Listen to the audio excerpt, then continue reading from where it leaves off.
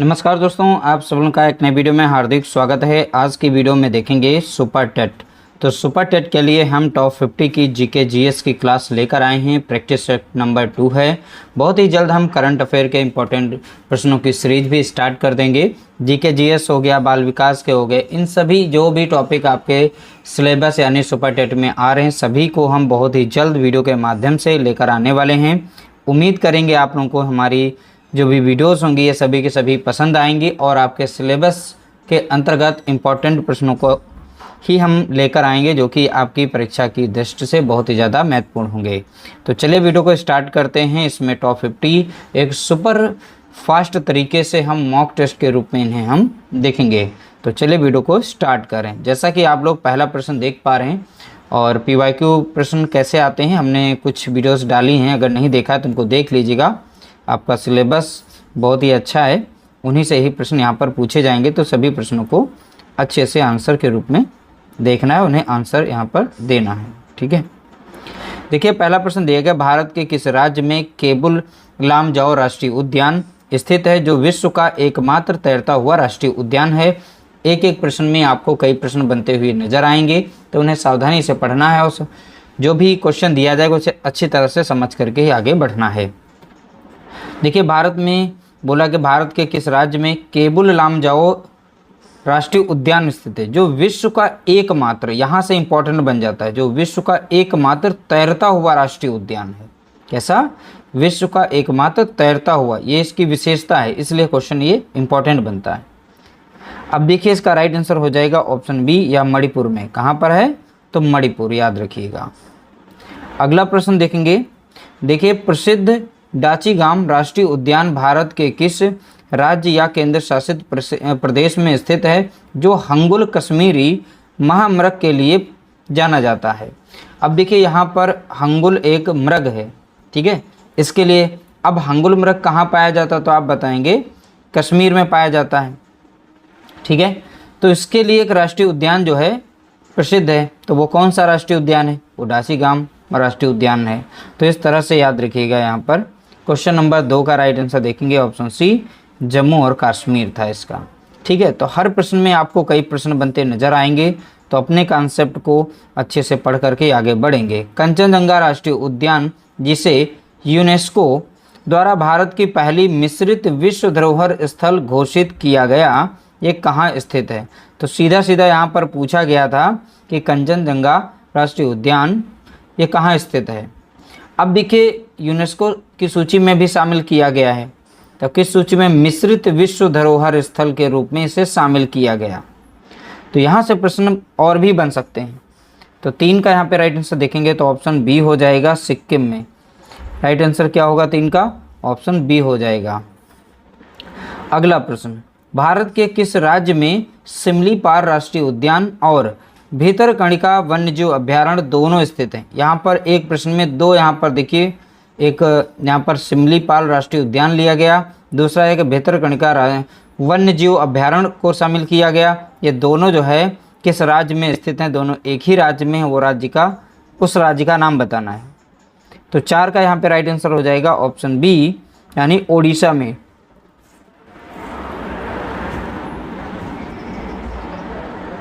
अगला प्रश्न देखेंगे, सुंदरवन राष्ट्रीय उद्यान भारत के किस राज्य में स्थित है जो अपने मैंग्रोव वनों यानी ज्वारी वन और रॉयल बंगाल टाइगर के लिए जाना जाता है?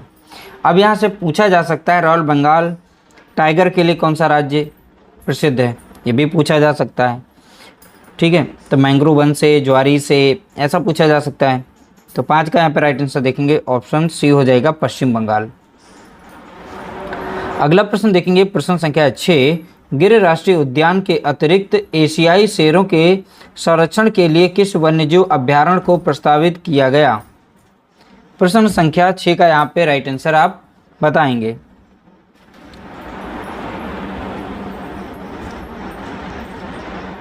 देखिए इसका राइट आंसर हो जाएगा ऑप्शन ए, यहाँ पर कूनो राष्ट्रीय उद्यान जो कि मध्य प्रदेश में स्थित है।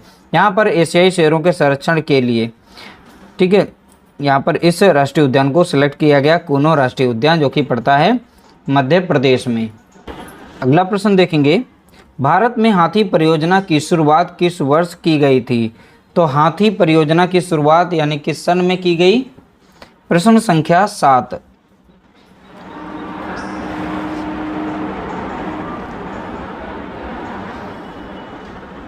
इसका राइट आंसर हो जाएगा ऑप्शन बी हो जाएगा 1992।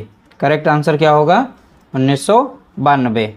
अगला प्रश्न देखेंगे, प्रश्न संख्या यहाँ पर है 8। देखिए, कोयला खदानों में काम करने वाले श्रमिकों को फेफड़ों से संबंधित कौन सी बीमारी होने की सबसे अधिक संभावना होती है? अब कोयला खदानों में, ठीक है, जो व्यक्ति काम करते हैं, श्रमिक काम करते हैं, तो यहाँ फेफड़ों से संबंधित यहाँ पर कौन सी बीमारी है जो कोयला खदानों में श्रमिक जो काम करते हैं उनमें हो जाती है? इसका राइट आंसर है ऑप्शन सी। याद रखिएगा यहाँ पर न्यूमोकोनियोसिस। ठीक है, इस शब्द को याद रखिएगा। अब यहाँ पर आ जाएगा एंथ्राकोसिस, और यहाँ पर अगर ये ऑप्शन ना मिला तो मिलेगा ब्लैक लंग डिसीज़। तो ब्लैक से याद रखिएगा, ब्लैक क्या होता है? कोयला। तो अगर ये सेंटेंस मिल गया तो इसी को टिक करना है। अगला प्रश्न, कपड़ा उद्योग जिसे हम कॉटन मिल कहते हैं में काम करने वाले कारीगरों को कपास की धूल के कारण कौन सा फेफड़ा का रोग है? तो देखिए, जो कपड़ा उद्योग में व्यक्ति काम करते हैं, श्रमिक काम करते हैं, उनमें भी फेफड़े से संबंधित रोग हो जाता है। ये भी पूछा जा सकता है। तो 9 का यहाँ पे राइट आंसर देखेंगे। इसका राइट आंसर है ऑप्शन बी हो जाएगा। 9 का राइट आंसर क्या होगा? ऑप्शन बी, यानी यहाँ पर हो जाएगा बायसिनोसिस। बायसिनोसिस क्योंकि इंग्लिश में भी यहाँ पर दिया गया है, बाकी ये ब्राउन लंग डिसीज़ के नाम से जाना जाता है। ठीक है, कोयला से होने वाला ब्लैक लंग डिसीज़ और कपास या कॉटन मिल ठीक से संबंधित यहाँ रोग, तो याद रखिएगा ब्राउन लंग डिसीज़। अगला प्रश्न, प्रश्न संख्या है 10। ग्रीन मफलर का संबंध निम्नलिखित में से किस प्रकार के प्रदूषण को कम करने से है? तो 10 का यहाँ पे राइट आंसर देखेंगे तो ऑप्शन सी हो जाएगा ध्वनि प्रदूषण। तो राइट आंसर क्या? तो आप बताएंगे ध्वनि प्रदूषण। अगला प्रश्न, केंद्रीय प्रदूषण नियंत्रण बोर्ड के अनुसार आवासीय क्षेत्रों में दिन के समय ध्वनि की अधिकतम स्वीकार्य सीमा कितनी है? ठीक है, तो सुनने योग्य ध्वनि कि यहाँ डेसिबल में बताना है कितनी क्षमता होनी चाहिए जो हमारे सुनने योग्य हो। तो 11 का राइट आंसर देखेंगे ऑप्शन बी 55 डेसिबल। अगला प्रश्न देखेंगे, जल प्रदूषण को मापने के लिए किस मुख्य परीक्षण का उपयोग किया जाता है जो पानी में ऑक्सीजन की मात्रा को दर्शाता है? तो 12 का यहाँ पे राइट आंसर देखेंगे। 12 का राइट आंसर हो जाएगा ऑप्शन बी हो जाएगा, BOD मिल जाएगा ऑप्शन में। अगर इसका फुल फॉर्म भी पूछे तो वो भी याद रखना है, बायोकेमिकल ऑक्सीजन डिमांड। ठीक है, तो बायोकेमिकल ऑक्सीजन डिमांड, तो BOD टेस्ट किया जाता है जल प्रदूषण को मापने के लिए। अगला प्रश्न लिया गया, देखिए, पराबैंगनी किरणों के अत्यधिक प्रभाव से मनुष्यों में कौन सी गंभीर बीमारी होने का खतरा सबसे अधिक रहता है? ठीक है, तो प्रश्न संख्या 13 का राइट आंसर यहाँ पर देंगे। इसका राइट आंसर हो जाएगा ऑप्शन ए त्वचा कैंसर। ठीक है, तो अल्ट्रावायलेट रेज जो होती हैं अगर डायरेक्टली हमारे स्किन पर पड़ती हैं तो सबसे अधिक जो चांसेस रहते हैं वो त्वचा कैंसर का कारण रहेगा। अगला प्रश्न देखेंगे, प्रश्न संख्या है 14। देखिए, वायुमंडल की किस परत में मौसम संबंधी सभी घटनाएं जैसे कि बादल बनना, वर्षा, तूफान, ओलावृष्टि घटित होती हैं? तो किस मंडल में होती हैं? तो उस मंडल का नाम बताना है। देखिए, यहाँ पर इसका राइट आंसर हो जाएगा ऑप्शन बी क्षोभ मंडल। ठीक है, तो क्षोभ मंडल यहाँ पर राइट आंसर होगा। अगला प्रश्न देखेंगे, प्रश्न संख्या है 15। हवाई जहाज़ों को उड़ाने के लिए वायुमंडल की कौन सी परत सबसे शांत और आदर्श मानी जाती है? तो किस मंडल में हवाई जहाज़ उड़ते हैं? प्रश्न संख्या 15 का राइट आंसर यहाँ पर बताएंगे। इसका राइट आंसर है ऑप्शन बी समताप मंडल। इसी समताप मंडल में ओजोन लेयर पाई जाती है। अगला प्रश्न देखेंगे, प्रश्न संख्या 16। वायुमंडल की कौन सी परत रेडियो तरंगों को परावर्तित करके पृथ्वी पर संचार व्यवस्था को संभव बनाती है? तो 16 का यहाँ पर राइट आंसर देखेंगे तो ऑप्शन सी हो जाएगा। इसे हम आयन मंडल के नाम से जानते हैं या फिर हम ताप मंडल कह देते हैं। ठीक है, तो आयन मंडल कहें या ताप मंडल कहें। अगला प्रश्न, वायुमंडल की सबसे ठंडी परत कौन सी है जहां तापमान लगभग 100 डिग्री सेल्सियस तक गिर जाता है? तो 17 का यहाँ पे राइट आंसर है ऑप्शन बी यानी मध्य मंडल। तो मध्य मंडल यहाँ पर राइट आंसर होगा। अगला प्रश्न देखेंगे, प्रश्न संख्या 18। वायुमंडल में पाई जाने वाली गैसों में नाइट्रोजन का प्रतिशत लगभग कितना है? तो हमारे वायुमंडल में गैसों का प्रतिशत जो भी है वो याद रखना है क्योंकि इंपॉर्टेंट प्रश्न है। 18 का यहाँ पे राइट आंसर देखेंगे तो ऑप्शन बी हो जाएगा। 78% नाइट्रोजन है। कार्बन डाइऑक्साइड यानी CO2, कार्बन डाइऑक्साइड का प्रतिशत याद रखिएगा, ये है AR यानी कि आर्गन गैस। ऑक्सीजन याद रखिएगा 21% हमारे वायुमंडल में पाई जाती हैं। यहाँ पर ये 4 गैसें जो हैं, ये चारों गैसें इंपॉर्टेंट है, उनके प्रतिशत भी इंपॉर्टेंट है।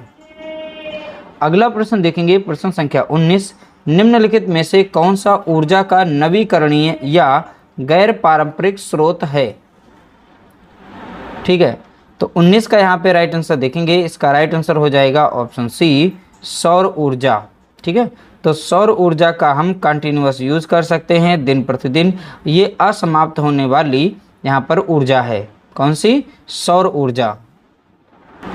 अगला प्रश्न देखेंगे, सौर सेल। देखिए, सौर सेल बनाने में मुख्य रूप से किस अर्धचालक तत्व का उपयोग किया जाता है? ठीक है, तो 20 का यहाँ पे राइट आंसर देखेंगे तो ऑप्शन बी हो जाएगा। सिलिकॉन का सबसे अधिक उपयोग किया जाता है, जो कि सोलर सेल जो बनती हैं उसमें सिलिकॉन का इस्तेमाल किया जाता है। अगला प्रश्न देखिए, बायोगैस या गोबर गैस का मुख्य घटक निम्नलिखित में से कौन सी गैस है? तो बायोगैस कहें या गोबर गैस का मुख्य घटक निम्नलिखित में से कौन सी गैस है? तो 21 का यहाँ पे राइट आंसर देखेंगे तो ऑप्शन सी हो जाएगा, मीथेन होती है। ठीक है, तो गोबर गैस में मुख्य घटक किसका होता है तब भी बताएंगे मीथेन। अगर ये मीथेन नहीं मिले तो इस तरीके से एक फॉर्मूला देखने को मिल जाएगा, CH4 मिल जाएगा। अगला प्रश्न, LPG, इसका फुल फॉर्म याद रखिएगा, लिक्विफाइड पेट्रोलियम गैस में मुख्य रूप से कौन सी गैस पाई जाती है और इसमें तीखी गंध के लिए क्या मिलाया जाता है? इंपॉर्टेंट प्रश्न है जो कि SCERT सिलेबस में ये शामिल है और इससे संबंधित कई बार प्रश्न पूछा जा चुका है। तो 22 का यहाँ पे राइट आंसर देखेंगे तो ऑप्शन बी हो जाएगा। तो LPG में मुख्य घटक जो होते हैं प्रोपेन और ब्यूटेन के होते हैं। गंध के लिए इसमें एथिल मरकैप्टन का इस्तेमाल किया जाता है, जो कि लीकेज के लिए यहाँ पर इस्तेमाल करते हैं। कहीं पर भी लीकेज है तो उसे आसानी से आइडेंटिफाई किया जा सके। अगला प्रश्न देखेंगे, प्रश्न संख्या 23, CNG। तो CNG का फुल फॉर्म बहुत बार ये पूछा गया अलग अलग परीक्षाओं में, तो याद रखिएगा कंप्रेस्ड नेचुरल गैस।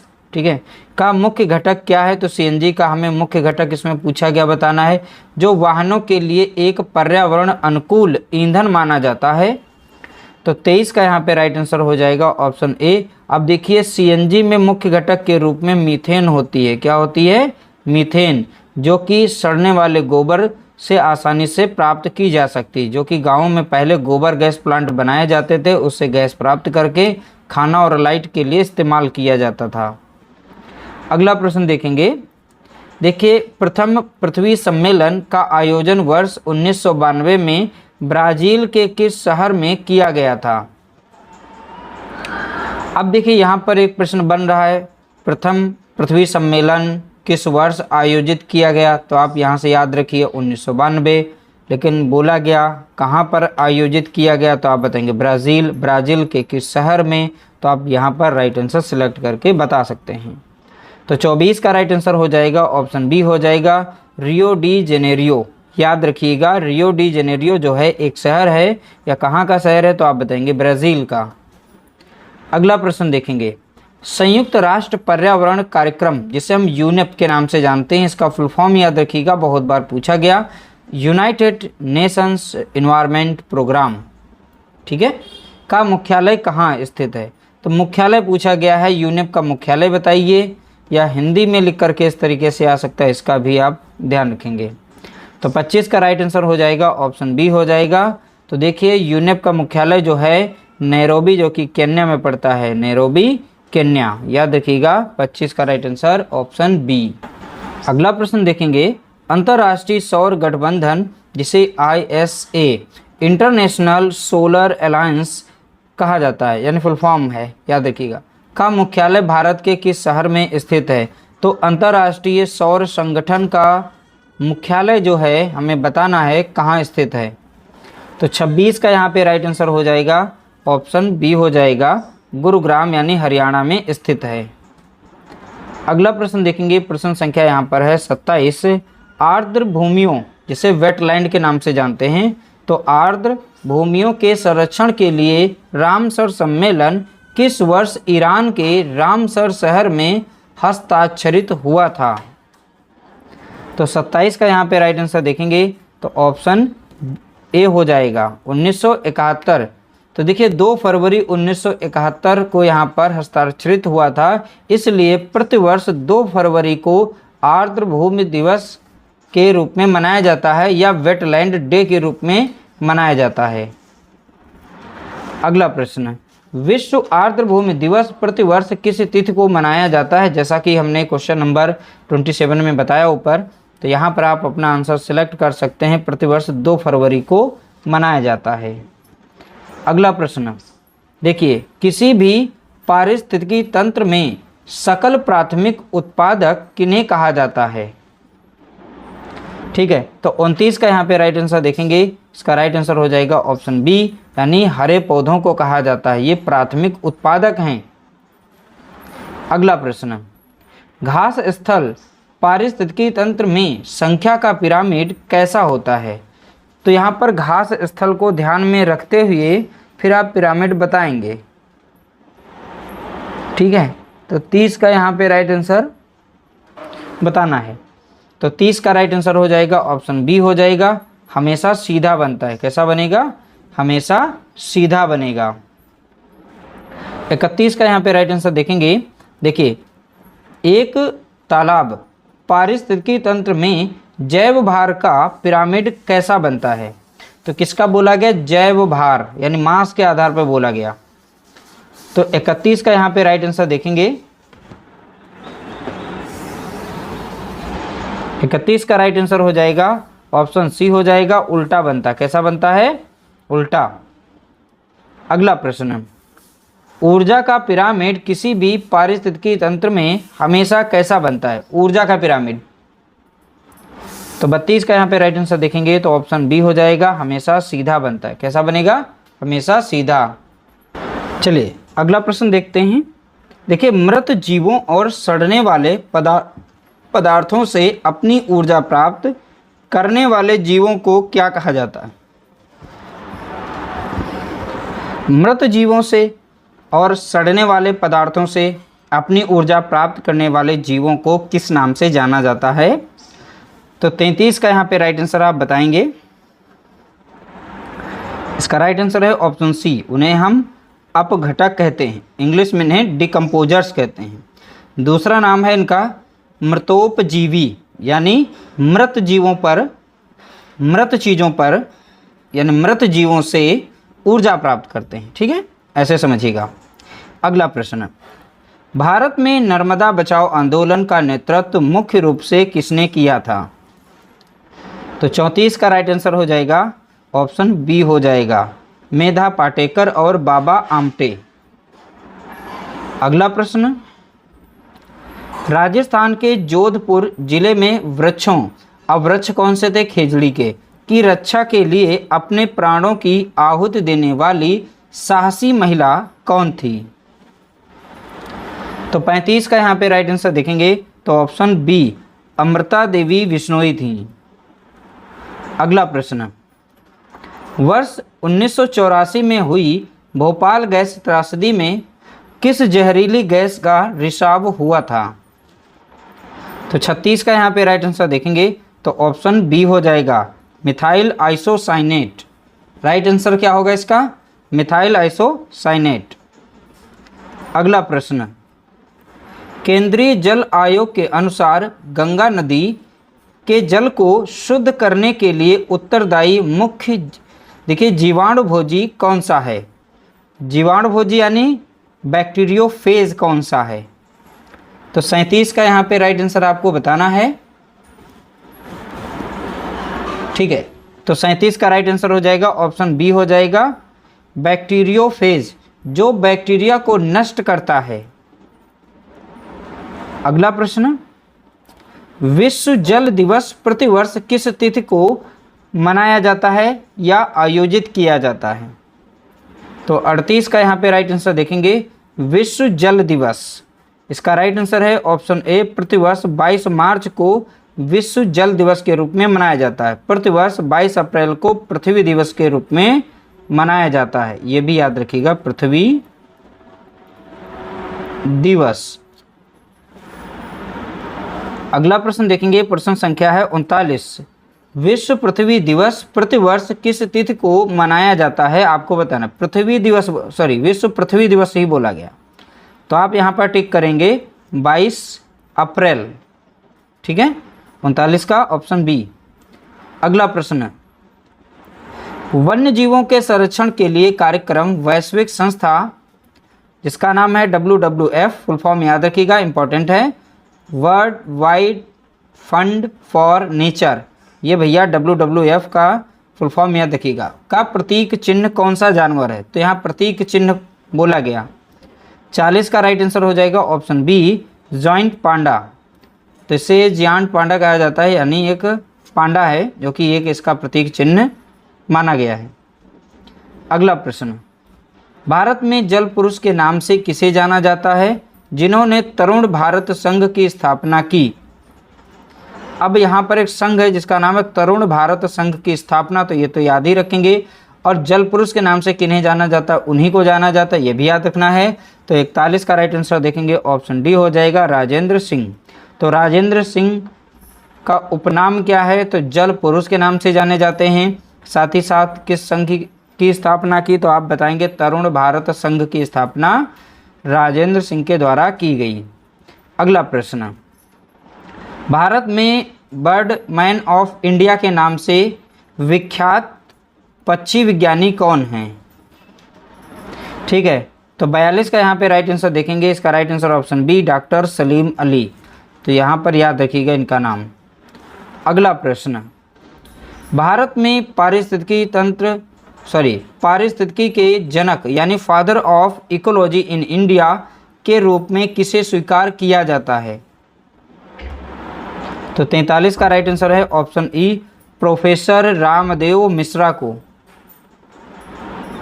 अगला प्रश्न, विश्व गौरैया दिवस पर्यावरण के प्रति जागरूकता बढ़ाने के लिए कब मनाया जाता है? तो 44 का यहाँ पे राइट आंसर देखेंगे तो ऑप्शन ए हो जाएगा, प्रतिवर्ष 20 मार्च को विश्व गौरैया दिवस के रूप में मनाया जाता है। अगला प्रश्न देखेंगे, काजीरंगा वन्यजीव अभयारण्य किस दुर्लभ जीव के प्राकृतिक आवास के लिए पूरी दुनिया में जाना जाता है? तो 45 का यहाँ पे राइट आंसर देखेंगे तो इसका राइट आंसर हो जाएगा ऑप्शन बी, एक सींग वाला गैंडा। ठीक है, इसके लिए फेमस है। अगला प्रश्न देखेंगे, प्रश्न संख्या है 46, ओजोन परत की मोटाई मापने के लिए किस वैज्ञानिक इकाई का उपयोग किया जाता है? तो 46 का यहाँ पर राइट आंसर देखेंगे तो ऑप्शन बी हो जाएगा, डॉप्सन इकाई। अगला प्रश्न देखिए, फ्लाई ऐश प्रदूषण मुख्य रूप से किस प्रकार की बिजली संयंत्रों से उत्पन्न होता है? देखिए 47 का राइट आंसर हो जाएगा ऑप्शन बी हो जाएगा, ताप विद्युत संयंत्र या कोयला आधारित संयंत्र। अगला प्रश्न, लाइकेन किन दो सजीवों के बीच एक सहजीवी संबंध का सबसे उत्तम उदाहरण है? तो 48 का यहाँ पे राइट आंसर देखेंगे, इसका राइट आंसर है ऑप्शन सी, शैवाल और कारक। ठीक है, ऑप्शन सी करेक्ट आंसर। अगला प्रश्न, निम्नलिखित में से कौन सी मानव गतिविधि मरुस्थलीकरण और पर्यावरण क्षरण के लिए सबसे ज़्यादा जिम्मेदार है?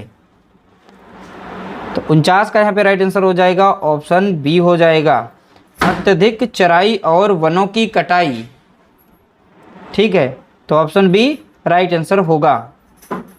अगला प्रश्न, राष्ट्रीय पर्यावरण अभियांत्रिकी अनुसंधान संस्थान भारत के किस शहर में स्थित है, जिसे हम नेरी के नाम से जानते हैं? तो 50 का यहाँ पे राइट आंसर है ऑप्शन बी, नागपुर। ठीक है, तो नागपुर कहाँ पड़ता है? तो आप बताएंगे महाराष्ट्र में। इस तरह से हमने सुपर 50 प्रश्नों को यहाँ पे देखा, जो कि एक मॉक टेस्ट के रूप में थे। अब हम बहुत ही जल्द जो है जीके जीएस ये तो चल ही रही हैं, साथ ही साथ करंट अफेयर की क्लासेस भी लेकर आएंगे, जो कि बहुत ही बड़ा एक रोल आपके शिक्षक भर्ती में होगा, और इसलिए हम उसकी भी प्लेलिस्ट बहुत ही जल्द बनाने वाले हैं। वीडियो अगर अच्छी लगी हो तो वीडियो को लाइक करना और शेयर करना। मिलते हैं एक नई वीडियो के साथ, तब तक के लिए नमस्कार, जय हिंद, जय भारत।